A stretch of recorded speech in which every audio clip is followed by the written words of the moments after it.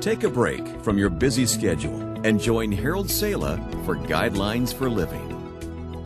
In his day, Socrates was both loved and hated. Those who listened to him as he spoke in the agora, the marketplace, usually applauded the manner in which he took on the leadership of his day. His pungent, cutting remarks, however, were not appreciated by the city fathers, whose hypocrisy and fraud were often the subjects of his salty comments. Eventually, Socrates was destroyed by his enemies, who have long since vanished into obscurity. But his name is still voiced by those studying history or philosophy. Socrates wasn't just ahead of his time. There never was a time for men such as he. Today, things are not much different, and they never will be. Of all his advice, no truth or saying is more powerful than his injunction, "Know thyself." In spite of our knowledge of outer space, we've never conquered the inner space of the human heart or mind. Know yourself. If you really want to know yourself, there are 7 questions you need to ask. Guidelines which can help you really evaluate who and what you are. Guideline 1. What do you really want out of life? Your desire and ambitions, your secret yearnings tell something of the real you. Fame, fortune, happiness, to do the will of God, to live a life of purpose, or live a life of pleasure. All of these reveal the real you. Guideline 2. What do you think about the most? Simply put, your thinking controls your life. Jesus said, "The things that come out of the mouth come from the heart." In a real sense, your life becomes an extension of your thoughts, which is part of the reason that it's terribly important to think positive, uplifting thoughts.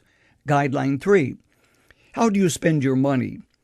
The ledger of your checkbook is like a personal history of your life. It tells what your value system is.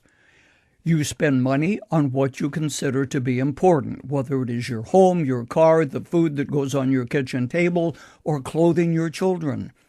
At the same time, money spent on entertainment or books is an expression of what you consider important. Guideline 4. What do you do with your leisure time? Ancient Greece had many holidays as working days, and Rome wasn't far behind, with 1 day off for every 2 days working. Today we haven't arrived at such a liberal arrangement, but how you spend leisure time tells something of the real you. Some take advantage of off time to donate to their church or organizations such as Guidelines. Some paint houses for widows, do shopping for mom or dad who can't get out to the store, and others hoard leisure time strictly for themselves. Guideline 5. What kind of company do you enjoy? Take a look at your close friends, and you will see something of the real you. Far better to have a few really committed friends than a lot of acquaintances who call themselves friends who quickly disappear when your money or your popularity wanes. Guideline 6. Whom do you admire? Your heroes tell something of the real person, the individual whom you would like to mirror. Tell me about the individuals or the things that you most admire, and you will begin to describe the real you. Guideline 7. What do you laugh at? Are off-color stories repulsive to you? When something happens to you, can you laugh at yourself? Knowing ourselves is not always pleasant, but it's important. Think about it. It can help change your life. You've just heard Dr. Harold Sala with Guidelines for Living. If you'd like to listen to the program again, download a copy, subscribe to our devotional, or view other resources, visit guidelines.org. We would like to hear from you too. You can email us at info@guidelines.org. Thanks for listening, and we invite you to join us again for the next edition of Guidelines.